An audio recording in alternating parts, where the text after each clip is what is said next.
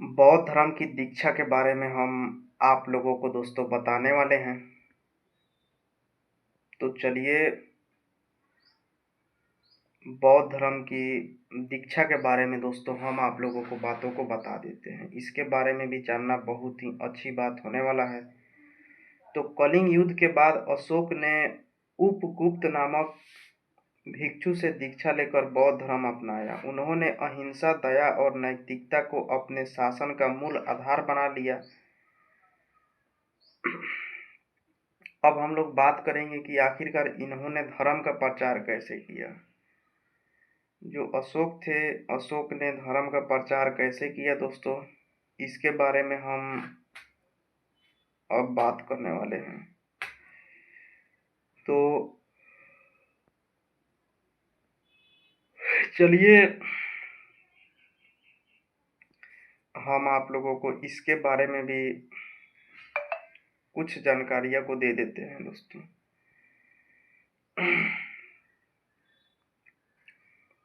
अगर आप लोग इसके बारे में जानकारी लेंगे तो आप लोगों को भी दोस्तों ये जानकारी बहुत ही पसंद आएगा।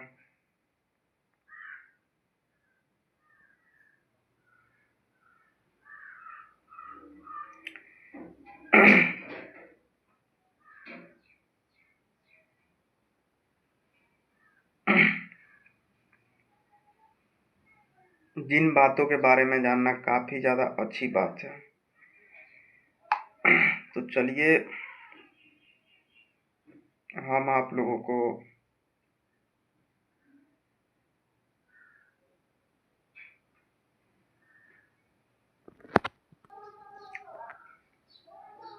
इस बातों के बारे में दोस्तों बताएंगे हम लोग।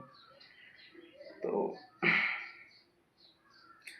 सभी जीवों के प्रति करुणा, माता पिता और गुरुजनों का सम्मान, सत्य बोलना, अहिंसा का पालन, ये सब महत्वपूर्ण बात है।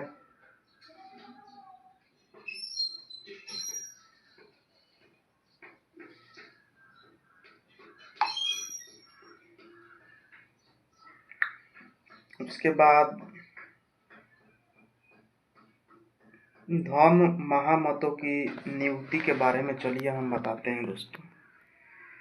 तो अशोक ने धम्म महामतों की नियुक्ति के बारे में भी मतलब बहुत सारे बातों को बताया है। हम लोग इसके बारे में भी आप लोगों को जानकारी देंगे।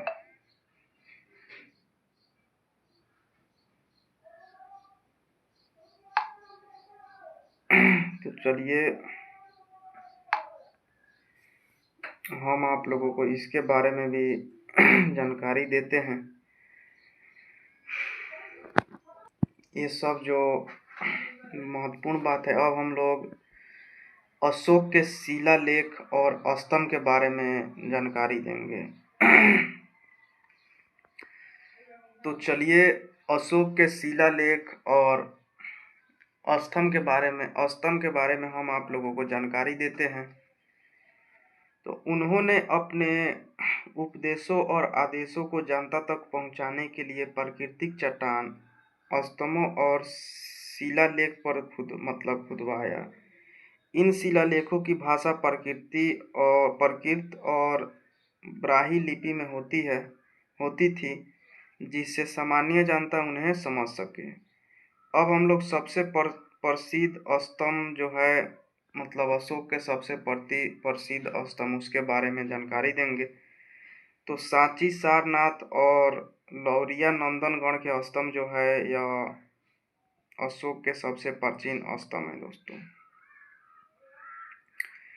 उसके बाद हम लोग बौद्ध धर्म का अंतर्राष्ट्रीय प्रचार।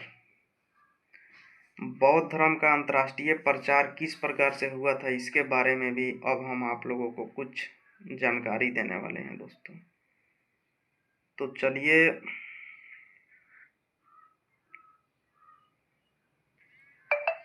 हम आप लोगों को वो बातें बताते हैं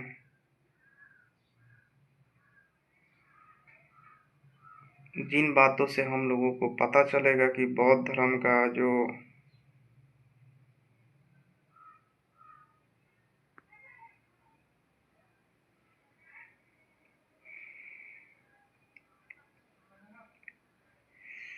अंतर्राष्ट्रीय प्रचार किस प्रकार से हुआ था दोस्तों? बौद्ध धर्म का अंतर्राष्ट्रीय प्रचार करने में बहुत सारे लोगों ने दोस्तों अपना अपना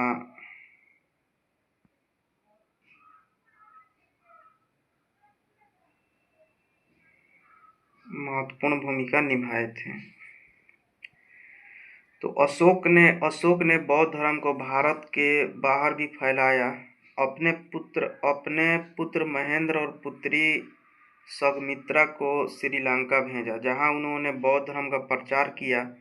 उन्होंने मिस्र, ग्रीस, सीरिया, मध्य एशिया और दक्षिण पूर्व एशिया में भी बौद्ध भिक्षुओं को भेजा। अब हम लोग सार्वजनिक कार्य के बारे में दोस्तों आप लोगों को जानकारी देंगे। तो चलिए हम सार्वजनिक कार्य के बारे में आप लोगों को जानकारी दे देते हैं। इसके बारे में भी जानना बहुत ही अच्छी बात है। तो अशोक ने समाज कल्याण के लिए भी कई कार्य किए। सड़कों के किनारे वृक्षारोपण, पानी के कुंड और विश्राम गृहों का निर्माण, पशु चिकित्सालय और मनुष्य के लिए अस्पताल बनवाए थे दोस्तों अशोक। तीसरी बौद्ध संगीति के बारे में हम आप लोगों को बताते हैं। तो चलिए हम तीसरी बौद्ध संगीति के बारे में दोस्तों जानकारी देते हैं। तो अशोक के संरक्षण में यह बौद्ध परिषद पाटलिपुत्र में आयोजित की गई थी, जहां बौद्ध धर्म के ग्रंथों को व्यवस्थित किया गया था।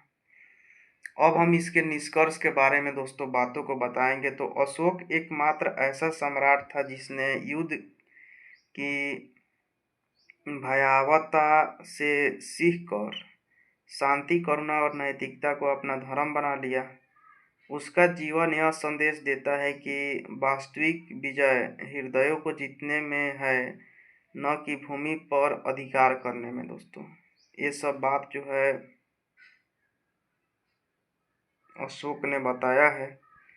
अशोक का कहना है कि जो अच्छी विजय होती है, वास्तविक विजय है, वो भूमि को जीतने में नहीं है, बल्कि दूसरे लोगों के दिलों में अपना जगह बनाना, दूसरे लोगों को सुख शांति देना, यही असली विजय है दोस्तों। अब हम लोग बात करेंगे अशोक के कुछ मुख्य शिलालेख के बारे में दोस्तों। अशोक के मुख्य शिलालेखों के बारे में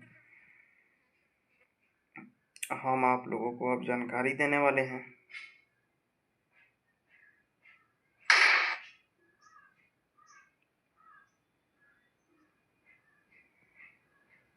इसके बारे में दोस्तों जानना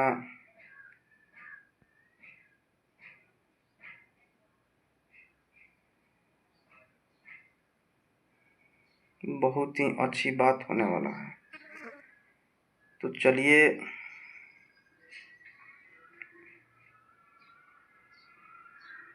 हम आप लोगों को दोस्तों अशोक के कुछ मुख्य शिलालेखों के बारे में जानकारी दे देते हैं, जिन बातों को जानना बहुत ही अच्छी और आप लोगों के लिए जानकारी वाला बात होने वाला है दोस्तों।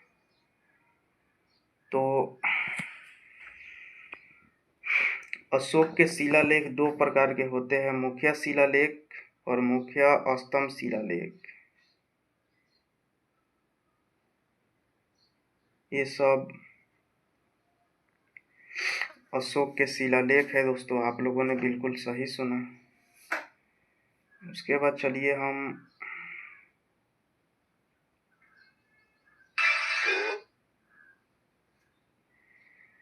और सारी आप लोगों को दोस्तों जानकारी देंगे।